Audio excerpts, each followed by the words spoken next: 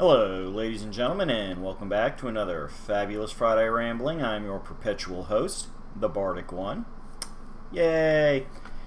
And we are back with just a little bit more Dragon Quest love because it's not the end of the year, and so it's not the end of the big celebration of all things Dragon Quest. Woo! Now, last time we came around, we went ahead and did detailed breakdowns of the first 3 games in the main Dragon Quest series, which is known as the Erdrick Trilogy, full of lovely familial ties. Now, the next 3 we're going to do is numbers 4, 5, and 6, known as the Zenethia Trilogy, or Zenithia, depending on if you want to pronounce all the vowels in there. Now, the Zenethia Trilogy gets its name from the Zenithia Sky Castle that is present in all 3 games. The castle is also known as, in Japan, as the Heavenly Sky Castle, or Castle in the Sky, which, is also an excellent anime by Studio Ghibli. Yeah, that's right, the idea of castles residing in the sky that may or may not be directly connected to a literal heavenly realm is actually a common point of Japanese mythology, and so shows up in various media and extended franchises. Now, one of the other linking features between these games is the counterpart to Zenithia, which is the Dark Underworld, known in the modern English releases as Zenithia. This is where you will journey to fight the given final boss of any of the game's given story modes. Blah, blah, blah. So, there's your links. Instead of being direct storyline, one story builds upon each other type trilogy, this is more of a loose thematic trilogy. So what do these games bring us, and when did they first grace us? Well, let's break it down. We start off with a little buddy called Dragon Quest IV, my lovely casing of the modern DS remix. As you can see here, maybe, it's currently subtitled Chapters of the Chosen. Like many of the subtitles we've addressed in our previous video, and the future videos, and the rest of this video, when the game was originally released, it did not have a subtitle.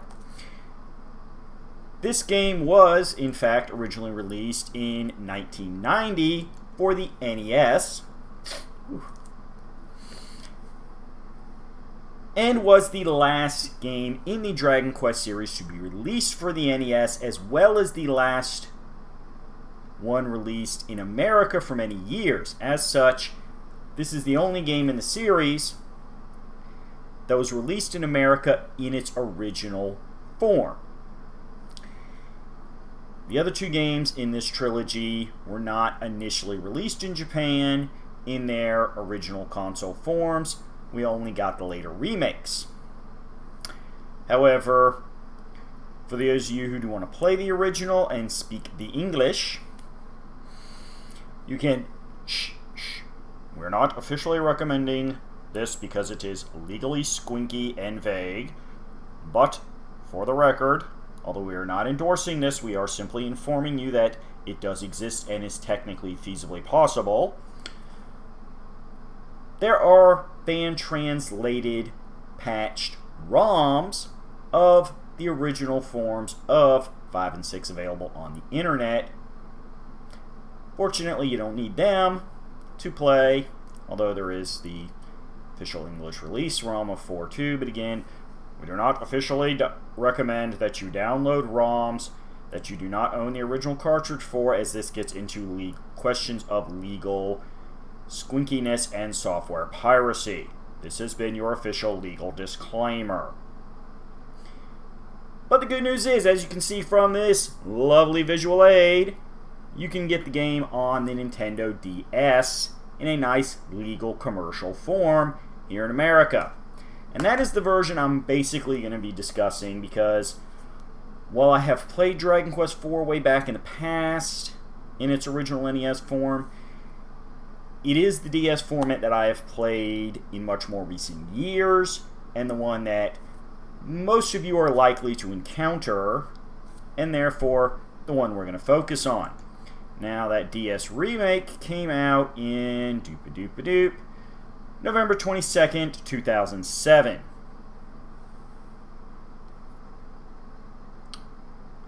In Japan, excuse me, that's what I get for glancing down my dates too quick. In America, our version came out September 16th, 2008. Still, not bad. It's been a good 13 years. Now, the basics of Dragon Quest IV is, like the first three, classic Western storytelling, in that you have a child of prophecy who, as a teeny tiny child, too young to be prophesized hero, is targeted by the villains who know of his destiny and want to thwart it by taking him out before he can be a great hero. I am saying he. Technically, you can choose to have a female hero in this game, similar to 3, but the game's default setting and most of the manga adaptations and whatnot assume you're going with a male hero, so for simple consistency and use here, I'm going to use the male pronoun. I know, but just keep in mind, technically, you can have a female heroine of Destiny in this game if you so choose. And yes, I have played as both genders in the various times I've played through these games. For the record, I have nothing against either gender being the main character. Again, as I said, just for consistency and use. I mean, heck, you can see on the cover that is showing the male version of the hero. As I said, that is considered the default, so that's what we're going with. Moving on. Good news is you are saved, although a decoy is sacrificed to throw the enemies off your trail. Here's the fun part of the game and what makes the game unique among Dragon Quest games, and frankly most RPGs I've personally played. Me. If you have heard of other games that adopt this little quirk I'm about to discuss, feel free to let me know in the comments. And that is that you do not actually play as the chosen child of prophecy for the vast majority of the game. Dragon Quest IV, as a nod to classic storybooks and, ongoing fantasy novel franchises,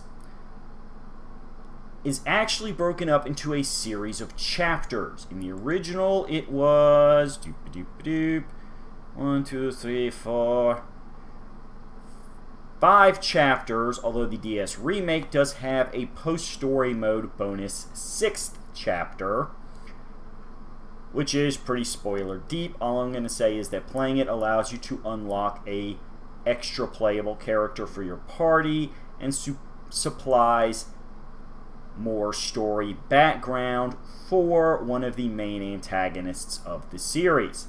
That's all you're going to get from me about Chapter 6, because we do like to stay as spoiler-free as possible in these reviews, as my longtime viewers know. Now, I should point out, when I say 5 chapters, I do not count the initial prologue, which introduces the Child of Prophecy and the original attempt to assassinate them. So it's a prologue, 5 chapters, plus the bonus 6th chapter in the DS remake. Each of the first 4 chapters you will play as different heroes in different regions of the world, fighting the localized threats of the big bad king of the monsters, who is hold on, I gotta get my villain names straight here.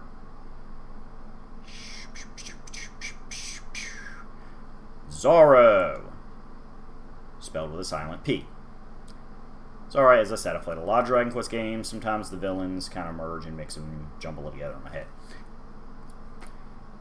But yes, that is Zorro harasses the heroes from a distance across the entire world.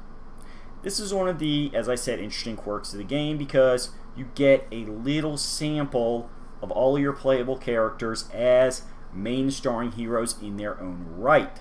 The DS Remake also features, through phonetic spelling, characters in different regions of the world having regional accents based off real-world regions. Scottish, French, Russian. It's all good fun. Really gives you a sense of how big this world is, which is a great feature. I always encourage phonetic spelling in any game that does not have full voice actor work in order to provide that sense of large scale. This all leads to Chapter 5, where the Child of Prophecy returns and unites all the previous characters played into an army of good so they can storm Zaro's castle once and for all, restoring peace to the world. So, who are our individual heroes real quick? Because we got to break this down. We have Ragnar McRyan, a soldier who's just wanting to do his job as best as he can. Alina, princess, officially Tsarevna, as I said, it's Russian-based, who fancies herself more as a tomboy-esque soldier. Yes, I use the term tomboy because that is my generation, that is my age range. She is accompanied by the priest Kirill, who has a crush on her, and the mage Boria, who's a fun old man.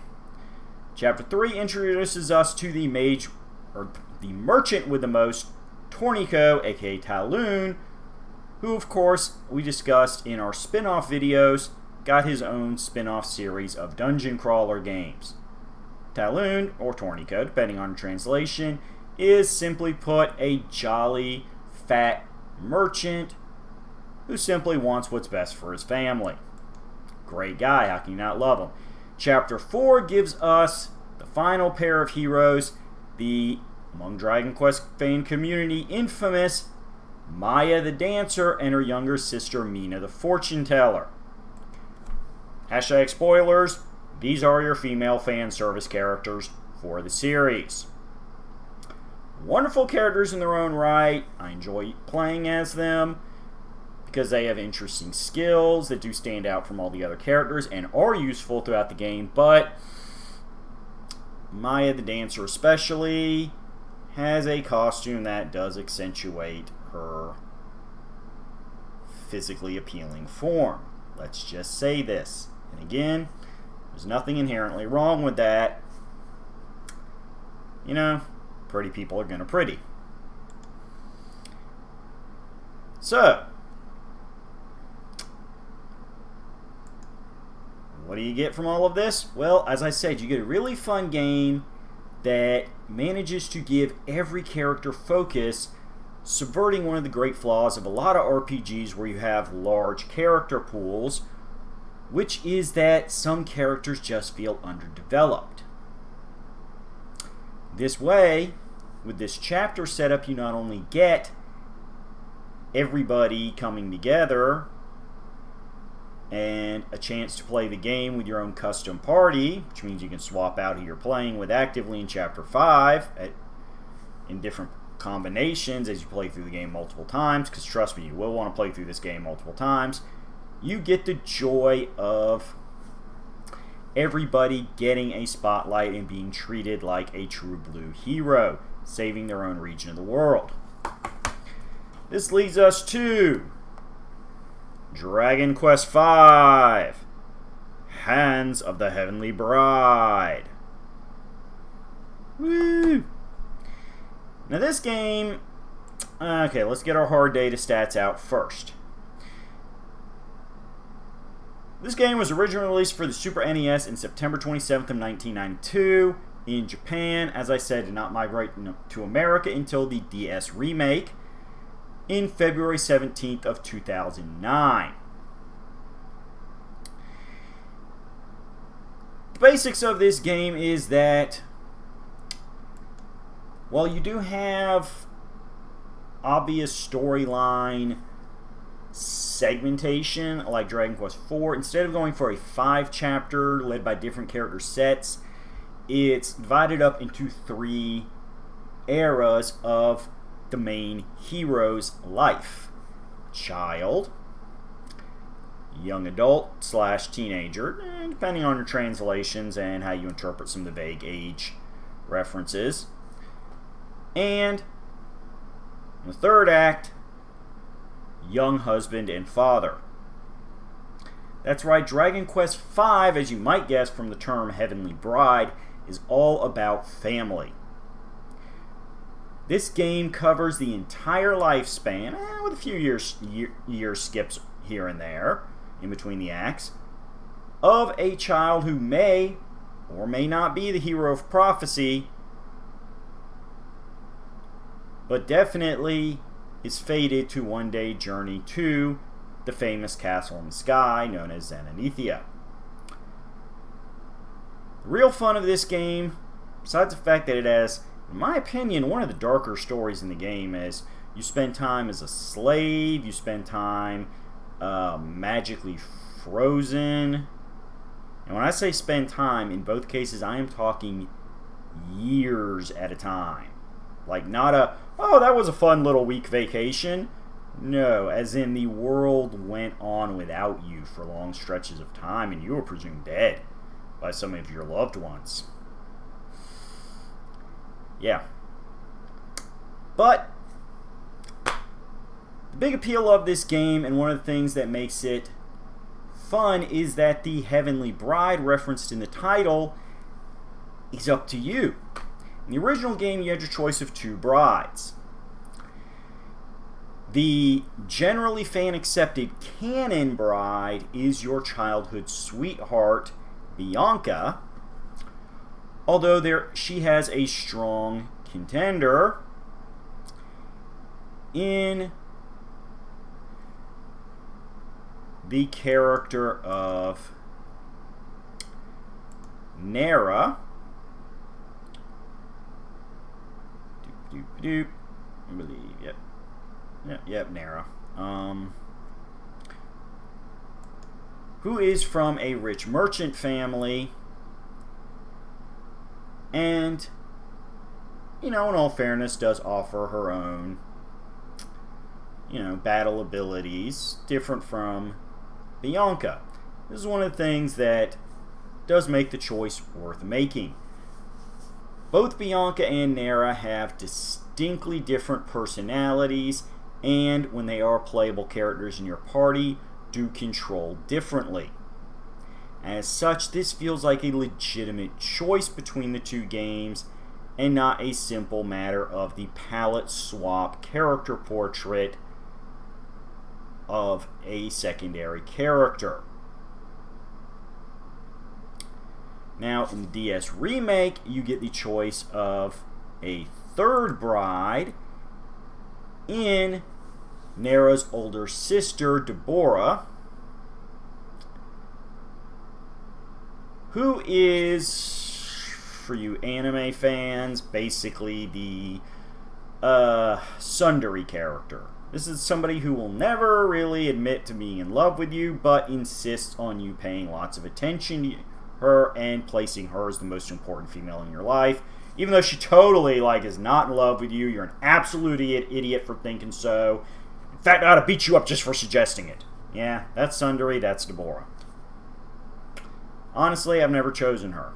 9 out of 10 times I go with Bianca because she's just so cool. She's sweet, she's fun, and the whole childhood friend that you're separated from for so many years, only to reunite with. She sees you got a chance to marry Nera, is being super supportive and awesome about it, and then at the last moment you're given the choice who to go with. How could you not pick Bianca? She's your buddy. She's there for you whenever you ask her to. Again, don't get me wrong, nothing against Nera. She's a wonderful person in her own right, but You don't meet her till she's an adult. So, basically, it's your choice how you think romance goes. Now, my big flaw with 5, and the reason why I generally do not rank it in my upper echelon of favorite Dragon Quest games, is the 3-act structure and the fact that every act basically ends with you losing all your stuff, losing your buddies, and having a downer ending. Well, as I said earlier, it's, in a way, one of the darker stories in the Dragon Quest series. It seems like every time you start having something decent happening in your life, you get knocked down a hill and stepped on. Up until, you actually beat the final boss, everything in the game feels like you're struggling uphill constantly. Like you don't have a lot of little victories that you do in the earlier Dragon Quest games. And so you're more struggling, and I guess it does make a more sympathetic hero. But what can I say? I kind of like a guy that gets a few smaller wins under his belt before he challenges the main eventer. Got to prove you can handle yourself as a mid-carder before you challenge the top world champion. See what I'm saying? I know, it's a wrestling metaphor. I do those. So, let's wrap it all up with what may be my favorite game of this trilogy. I don't know, as I said, 4 individual segments of it are really awesome. But this is the king. When I present to you the definite must-play of the Zenithia Trilogy, Dragon Quest VI, Realms of Revelation. Look at those characters on there. They look ready for battle. They look ready to kick some butt. And that's exactly what we're going to do in this game. Dragon Quest VI originally came out in Japan for the Super NES on December 9th, 1995. Okay, let me go ahead and throw this out because I know some of you are going to want to say this. Technically, when I say 5 and 6 came out for the Super NES in Japan, I am incorrect in that the same hardware is referred to as the Super Famicom in Japan. So for all you fanboys, all you OCD people, yes, technically it's the Super Famicom, but it's the same hardware. A little bit of color scheme difference, but it's the Super NES, it's a different regional name. It's okay. It's okay. I'm an American. I call it the Super NES. But I recognize it has an alternate name in Japan. Let's all be at peace now. Now let's talk about how kick-ass Dragon Quest VI Realms of Revelation is. Now, of course, the DS remake did come out in North America on February 14th, 2011. Valentine's Day would have been more appropriate for 5 with this big romantic subplot, but you can't win them all. So, what makes 6 so great? Well, first of all, they kind of ditched the multiple act, clearly segmented section and went for more of a constantly flowing story, similar to the original trilogy. But you still get the idea of, instead of distinct segments showing different parts of the world in different time periods or years, ages, you know what I'm saying.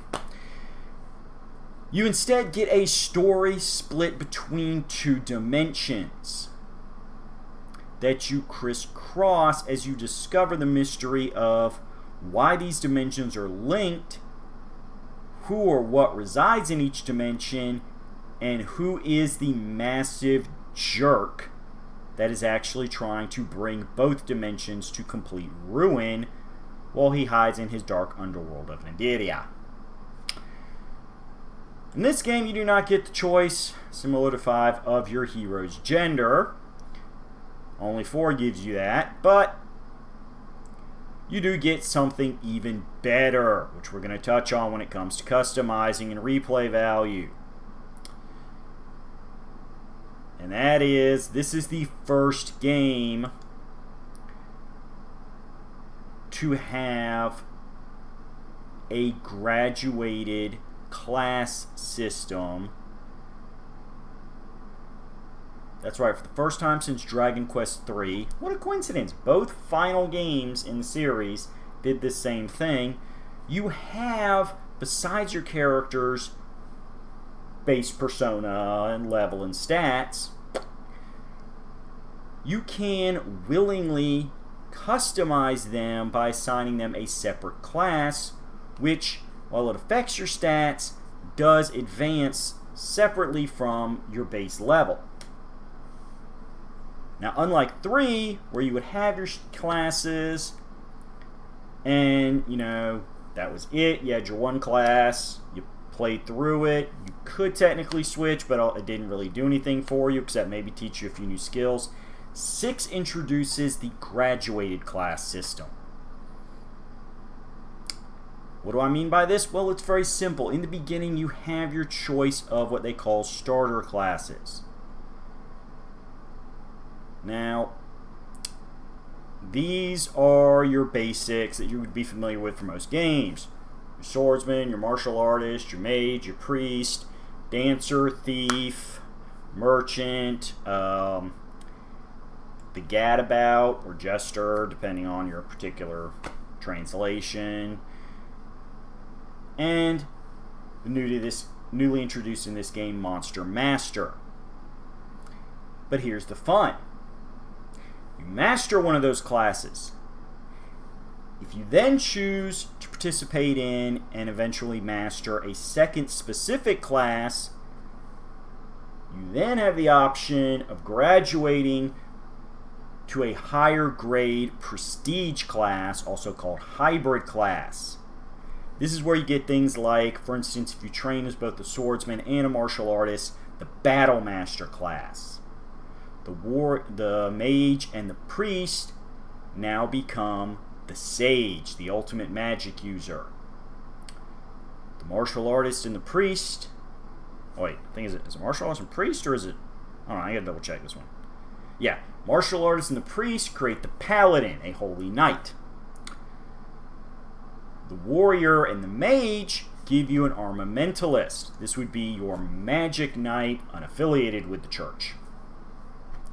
A true offensive powerhouse, whether fighting from a distance or up close. You also have the luminary, which is your dancer and gadabout merge, your ranger, which is the merchant, thief, and beastmaster, and superhero class, which for the main character, you only got to master one hybrid class to then become a hero in. For the others, they got to basically do everything. So, while it is possible to have a whole team full of heroes, it takes a ton of grinding time and is generally not recommended, mostly because then your characters kind of feel redundant anyway.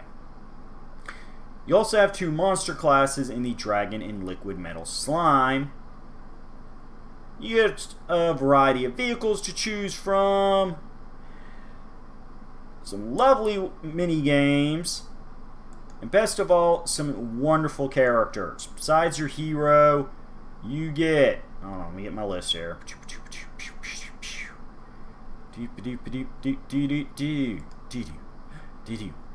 You got the hero. You have Carver, your blue-collar buddy.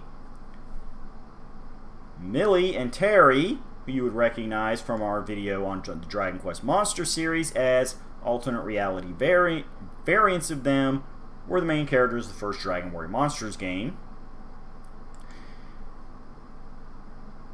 You have Ashlyn, Nevin, Amos, as well as a few recruitable monsters, who I will not discuss too much here because spoiler freeze. All who are wonderful characters with distinct personalities that will happily join your party as a wonderful story that tells of actions, consequences, destiny, and the fact that when it's all said and done, evil does not stop just because they conquer one realm. That's why it's the realms of revelation. Because between your main world, your dream world, did I see dream world? Ooh, is that a hint about what the second world is? Maybe. And the dark world, you have to liberate 3 different dimensions from the ultimate in evil. Now, like 4 and 5 before, there is some bonus post-story mode content. Because that's what remasters do. So, why is it my favorite game? Well, I do enjoy characters like Bianca and Ragnar McRyan. It seems like every character in Dragon Quest VI. It is a generally smaller party in that some of those people I mentioned are technically optional recruits. But if you thoroughly explore the world, everybody has an interesting backstory. Everybody has their own problems and concerns besides saving the world. They have personal problems to work through and come to terms with. And the story is just really interesting and gripping. I've played 6 probably more times than any of the Zenethia Trilogy, and it's just, the feels get me every time in certain places. You know, those parts of the story I just love getting to and re-experiencing. Just so great. And that, at the end of the day, is everything you want in a game. A game that you not only keep wanting to play because you care about the characters involved, you care about their individual problems and concerns, but more importantly, you want to see them save the world, and when you're done, you want to do it all over again. You want to explore the post-story mode content, not so you can brag about being a completionist, but because you're just not tired of what the game is giving you.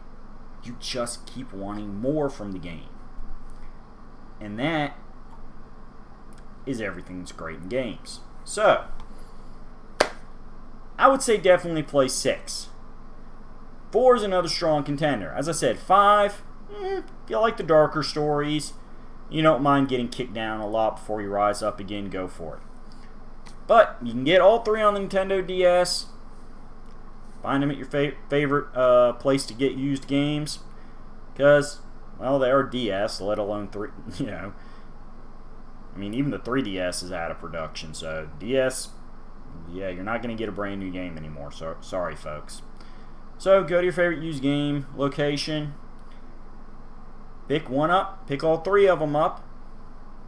Remember, at some point, you're going to end up in that castle in the sky. You're going to find the Zenithian armor. Oh, did we not mention the Zenithian equipment? That is carefully linked to not only proving you are the hero of destiny, but showing you access to that fabled castle in the sky. Maybe I did forget. Maybe I was just trying to avoid those spoileritos. Either way, you're going to want to check these games out.